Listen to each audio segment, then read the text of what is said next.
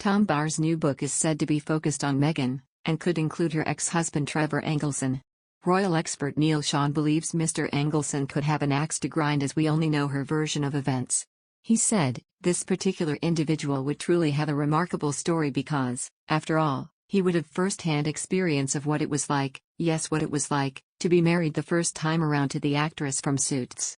Meanwhile, royal expert Richard Kay said the Duke of Sussex's relationship with Thomas Markle, whom he has never met, has been one of sour mistrust.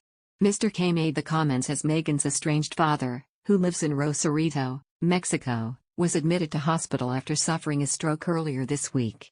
The royal commentator said the roots of this unhappiness come from the 77-year-old staging paparazzi pictures in the run-up to Harry and Meghan's royal wedding in 2018. Mr. Kay said the move was foolish, but said it was remarkable that efforts were not made by royal aides to help Mr. Markle deal with the enormity of his daughter marrying a member of the royal family. He said, but perhaps the most baffling failure of all was Harry's.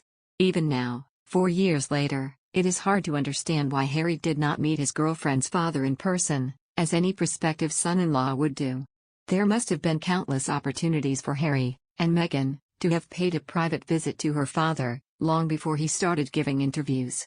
Mr. Kay said that while Mr. Markle has hardly helped the rift by criticizing his son-in-law in a series of interviews since the royal wedding, it cannot excuse Harry's own behavior. Urging the Duke to put aside the row and visit the 77-year-old in hospital, the royal expert added, is it really too late for Harry to put the past behind him and reach out to poorly Mr. Markle? I don't think so, but if he does not, I fear he may come to regret it. Mr. Kay's comments come after Mr. Markle was admitted to hospital on Tuesday. The retired lighting director had been planning to travel to the UK for the Queen's Platinum Jubilee in June in a desperate bid to meet his grandchildren Archie and Lilibet. Last month, Mr. Markle told GB News, I'm looking forward to it. I'm going to show my respect for the Queen, and I'm going to make sure that the Queen understands that my entire family respects the Queen and the royals. We admire them and we want them to know that's how we feel about them, and that's how we feel about England.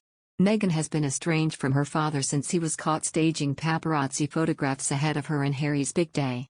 Mr. Markle has since given a series of interviews hitting out at his son-in-law. In a brutal attack in April, the 77-year-old said, he's like a child. He follows my daughter around like a child. He's not a man. You can tell me he was in the military, but I can't believe it. I think he's kind of a wuss and always will be. He's got a brother that's a real man, and he's got a father who is a real man. But I don't think he's ever growing up. Another news, Prince Harry and Meghan Markle continue to win hearts with their generous acts in the United States despite criticism from the British media. Hardly a day goes by when the Duke and Duchess of Sussex are not targeted by the British tabloids and royal experts.